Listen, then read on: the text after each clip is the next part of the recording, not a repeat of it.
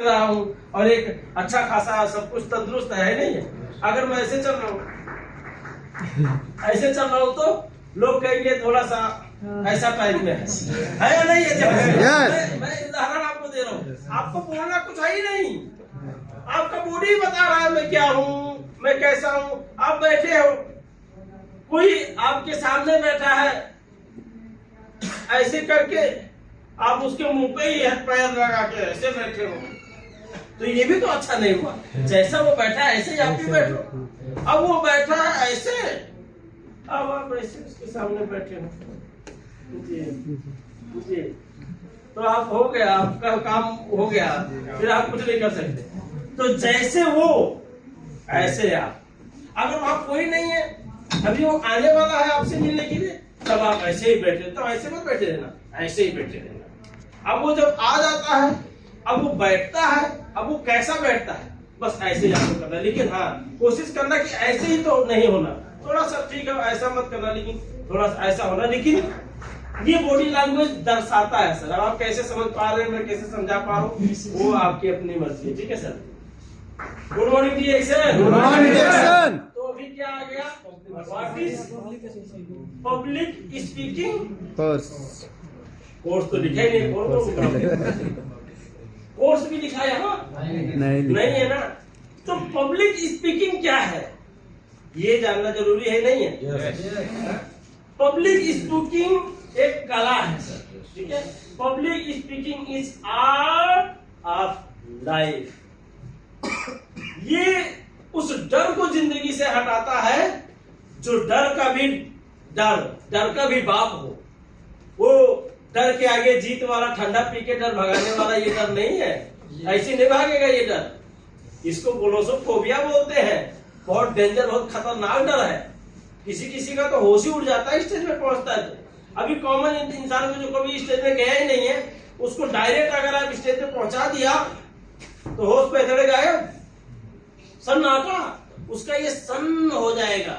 जानते हैं आप, ये सन्न हो जाएगा, वो कुछ बोल ही नहीं पाएगा, उसके मुंह से एक लफ्ज नहीं निकलेगी, अपना नाम समेत भूल जाता है आदमी स्टेज पे जाने के बाद। पहले ग्लोसोफोबिया इतना डेंजर बीमारी है या इतना डेंजर डर है, समझ रहे आप। तो ये एक पब्लिक स्पीकिंग एक क्या है, एक कला है नहीं। और इस कला को अपने लाइफ में हमें लाना है।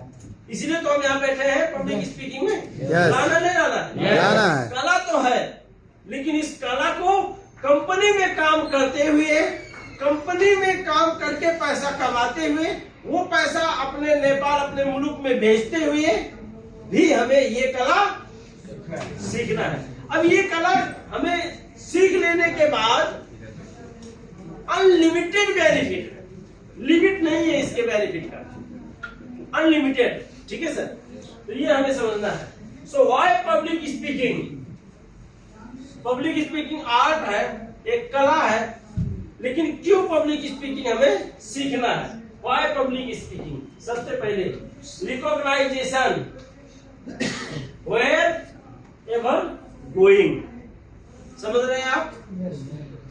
पब्लिक स्पीकर अगर आप बनते हो तो आप कहीं भी जाते हो तो वहां आपको क्या मिलता है, सम्मान मिलता है, आपका पहचान होता है।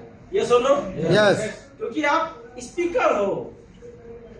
एक स्पीकर मोबाइल से ही पैसे कमा रहा है और मोबाइल से अपना पहचान बना दिया है कि नहीं है। जो स्पीकर है, तो एक स्पीकर वर्ल्ड वाइड अपना पहचान बनाता है। ये चीज हमें समझना, समझ रहे हैं ना। ये चीज हमें समझना। दूसरा क्या है,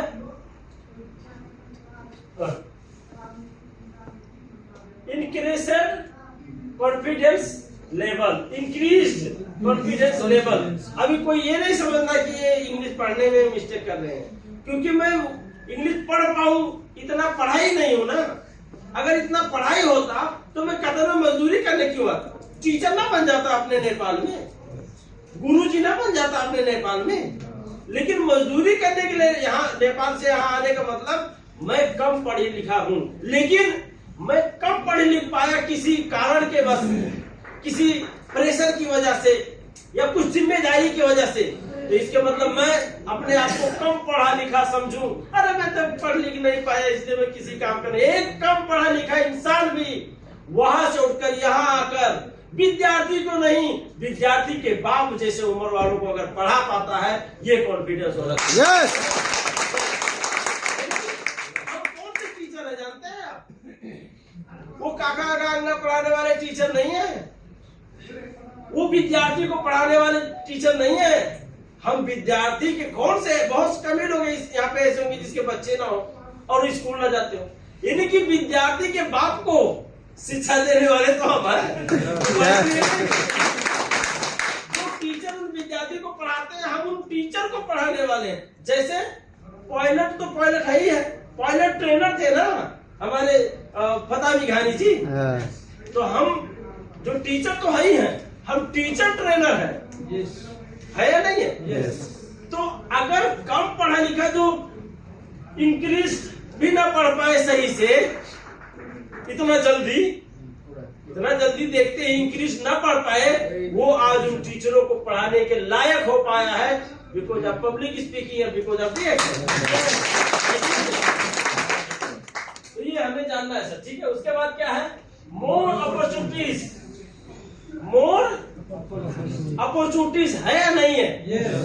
है, बहुत अपॉर्चुनिटी है सर, अनलिमिटेड। अभी क्या क्या अपॉर्चुनिटी, इसके बारे में फिर बात करेंगे, क्योंकि सेशन तो चलती रहेगी, अभी तो एक घंटे का प्रोग्राम होगा ना। तो ये तो अभी हमारा बेसिक चल रहा है ना। क्या चल रहा है? बेसिक चल रहा है। पब्लिक स्पीकर बनने के लिए क्या जरूरी है, अभी तो यही चल रहा है। वो पब्लिक स्पीकर बनने के लिए अब कैसे बनेंगे वो तो अभी बाद में चलेगी, अभी तो सिर्फ बेसिक चल रही है ना। तो मोर अपॉर्चुनिटीज है। अब आप जब स्पीकर बनोगे तो आप यूट्यूब पे वीडियो भी बना सकते हो, मैं तो इतना कॉन्फिडेंस से बनाओगे, है नहीं? आप 10-20 लोगों के सामने भी बोल सकते हो, आप मोटिवेशनल स्पीकर बन सकते हो, इंटरनेशनल स्पीकर बन सकते हो आने वाले टाइम पे, क्योंकि आपको माइक के सामने डर नहीं लगता। और आजकल तो भैया अगर आप इंडिया और नेपाल के हैं, पाकिस्तान, श्रीलंका या बांग्लादेश के हैं, तो यहाँ पे तो सबसे तगड़ी अभी बहुत महंगी भाव में बिकने वाली है राजनीति। इसमें आपको जोरदार एंट्री मिलेगी अगर आप पब्लिक स्पीकर है तो। मिलेगी कि नहीं? क्योंकि पब्लिक स्पीकर का मतलब क्या, उससे सब्जेक्ट पता चल जाए, क्या बोलना है, कैसे बोलना है, क्या करूंगा, अरे बाप रे इतना आदमी रहेगा, ये सब तो है ही नहीं उसके दिमाग में, है नहीं है। बस रामचरित्र जी जो हमारे नेता हैं, वहां जाकर बस इनके बारे में जितना ही तारीफ कर पाऊं, बस यही मेरा काम है, और कुछ है। और रामचरित्र जी का जो पार्टी है डीएक्शन, जो उसका चुनाव चिन्ह है, ये लोगों, इसी के बारे में तो हमें बात करनी है, बस उसी के बारे में लग जाओ। अरे हमारे नेताजी को डायमंड बनाओ, उसके बाद देखो पूरा डायमंड का लाइन लगा देंगे। यही तो बोलना है। जब आप पब्लिक स्पीकर बन पाओगे तो अपॉर्चुनिटीज है या नहीं है? है। भूखा नहीं मरेगा सर ये, अगर बढ़िया पब्लिक स्पीकर भूखा नहीं मरेगा, कहीं ना कहीं अपना व्यवस्था कर लेगा, है कि नहीं है? तो अपॉर्चुनिटीज भी है, बी डिफरेंस। ये कुछ दूसरों से अलग भी रहता है, नहीं रहता है? जो स्पीकर होता है वो दूसरे लोगों से तो अलग रहता ही रहता है, क्योंकि ये पॉइंट वाइज बात करता है। कि जैसे मान लो कॉमन में एक दूसरे से ऐसे ही बात कर रहे होते हैं ना, फिर भी पॉइंट वाइज बात कर रहे होते हैं, टॉपिक टू टॉपिक बात कर रहे हो, तो अगला आदमी अगर वो उसी से उसको समझ में आ जाएगा ये कुछ अलग ही है भाई, ये टॉपिक पॉइंट टू पॉइंट बात करता है, टॉपिक टू टॉपिक बात कर रहा है। एक कोई स्टेप देखिए, मैं आपकी बात तो देखिए, नंबर 1 तो आप सुबह